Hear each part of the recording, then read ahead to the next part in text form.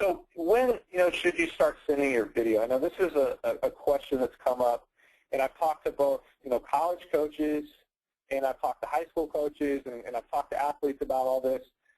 And really, this recruiting process starts so early that you don't want to wait. A lot of guys, a lot of athletes, their tendency is to wait till their senior year because they feel like that's when they're most developed as a baseball player, and that's when they want to start shooting their video is towards the end of their senior year.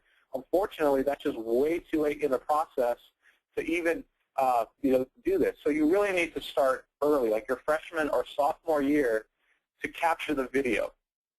And send your best footage, capture that video, look at the footage, send your best footage as early as the end of your sophomore year. I think this is probably the best time to really start getting that out there to college coaches.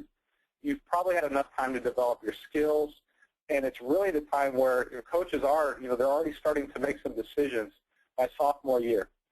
Then again, in your junior year, at the very latest, the end of your junior year, is when you want to, send an update of your video. So that time you're giving yourself some time to improve your skills, to develop a little more physically.